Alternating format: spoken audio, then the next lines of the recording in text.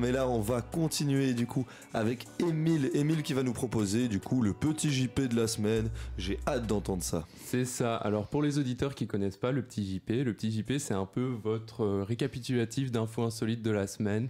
Un peu tout ce qui s'est passé, qui fait pas les gros titres, mais qui est quand même super marrant.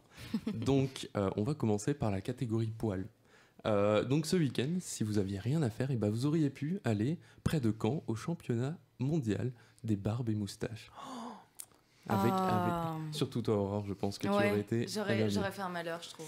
Mais figure-toi que les gens qui n'avaient pas de barbe étaient bien invités, et en fait ils avaient le droit de se faire des barbes en matériaux divers et variés, et ça comptait dans la compétition. J'aurais pu me mettre des paillettes, c'est ça? Exactement.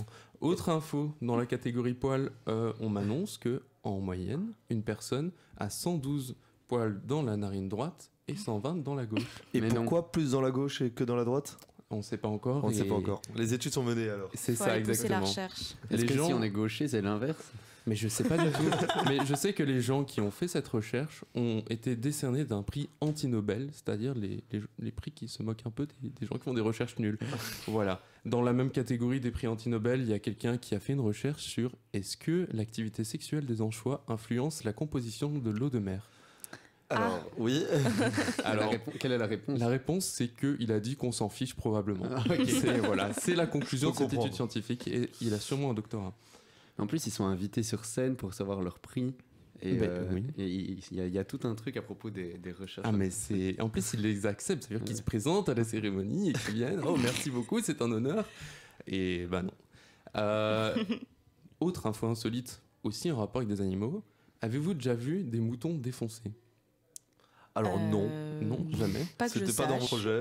Eh ben, figurez-vous qu'en Grèce, sur l'île de Thessalie, voilà, il y a eu une grosse tempête et il y a des moutons qui se sont réfugiés dans une serre où ils faisaient grandir du cannabis médical.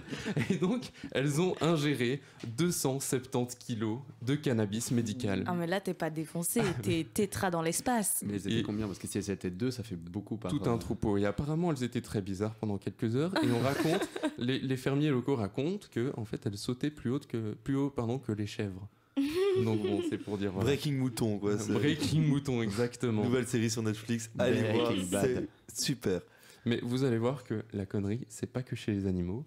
En tout cas, on pourrait se considérer comme des animaux, mais voilà, c'est un autre débat qu'on ne va pas aborder.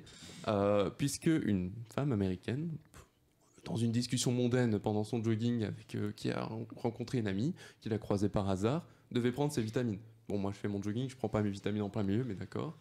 Et cette dame a malencontreusement avalé son AirPod au lieu de sa vitamine. Oh, waouh. Voilà. J'ai cru qu'elle avait pris une pilule de MDMA à la place. Non, pas du tout. Elle a juste pris son AirPod. Voilà. Et l'anecdote, c'est que donc elle l'a avalé et malheureusement les internautes lui ont demandé, parce qu'elle a posté ça sur TikTok, immédiatement, hein, bien sûr, est-ce qu'il fonctionne toujours l'AirPod? Et mais non. Est-ce qu'elle le sent vibrer dans son estomac? Mais oui et non en fait, tu vois, il faisait plus de son parce qu'elle le sentait pas vibrer. Par contre, mon AirPod. Ouais, vraiment, elle a réussi à le localiser dans l'application. C'est pas une blague. Et donc, elle a appelé ses copains médecins qui lui ont expliqué que, bah, en fait, faut juste attendre que. Ah, voilà. Ça doit pas faire du bien par contre. Hein. Voilà. Autre. Là, cette fois-ci, c'est plus la connerie animale et humaine, puisqu'il y a un fermier américain qui s'est dit bah, mon taureau, il a envie de se balader sur l'autoroute. Donc en fait, il a pris une voiture, il l'a découpée en morceaux, et il a mis le taureau dans le siège passager de la voiture, et il s'est baladé. Pour le conduire, quoi. Ah oui. Donc il y a une préparation, quoi. Il a une mauvaise idée, mais ça lui a pris quelques après-midi pour se dire, ok, je le fais vraiment. Quoi. Exactement. Et il s'est fait arrêter, quoi. Ah, mais quelle surprise. Mais non. Mais si. J'étais pas sûr, franchement. Voilà. Et donc, les gens comprennent pas. C'était aux États-Unis, sur une route du Norfolk, je vais arriver, dans l'état du Nebraska. Oula. Est-ce que ça vous est déjà arrivé de accidentellement vous rappeler que vous aviez joué à la loterie de gagner? Je pensais que malheureusement non. Jamais. Malheureusement. C'est ce qui est arrivé à un homme qui avait joué il y a genre 6 mois à la loterie et qui en regardant les tuches s'est dit tiens, j'avais joué il y a 6 mois, et quand les tuches gagnent il s'est dit je vais aller vérifier mes chiffres, et il a gagné 1 million d'euros à 3 jours de la deadline. Ah oui. Purée. 3 jours. À 3 jours près il était sans un sou. Et la chance de s'être rappelé, du coup. La loterie qui a fait merde, il est arrivé. Ouais, c'est ça, exactement. Mais bon, après, il y a aussi des miracles. Est-ce que vous avez toujours rêvé de vous baigner dans une piscine de vin rouge ?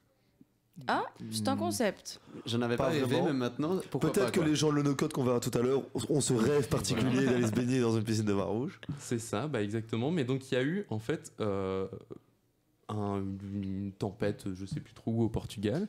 Et il y a un vignoble, où je sais plus exactement quel est l'endroit, où il y a 2 énormes containers de vin qui ont éclaté. Ouais. Et il y a 2,2 millions de litres de vin rouge qui se sont déversés dans un petit village de Portugal. Mais j'ai vu ça Vous en avez plus. vu les vidéos, non ? Et bah voilà. Oui. Et donc il y a eu vraiment une rue qui s'est transformée en torrent de vin rouge. Et moi je me demande pourquoi les gens faisaient pas du stock, quoi. Tu vois, Ouais, tu fais du c'est stock ça. pour quelques années. En plus, au plus ça vieillit, au mieux c'est le vin, donc ça a bien pris l'air. Avec un peu de poussière. Tout à la passoire, ça passe finalement. Ils vont pouvoir faire des bouteilles d'eau minérale un peu chargées, quoi. De l'eau un peu, c'est ça. Et ça conclut, en tout cas, toutes les infos insolites que j'avais cette semaine. Mais c'était un super petit JP, Émile. Merci beaucoup pour ta première chronique, finalement, ton premier petit JP de cette année. Parce que tu avais fait une émission, là, tu avais fait une chronique l'année passée.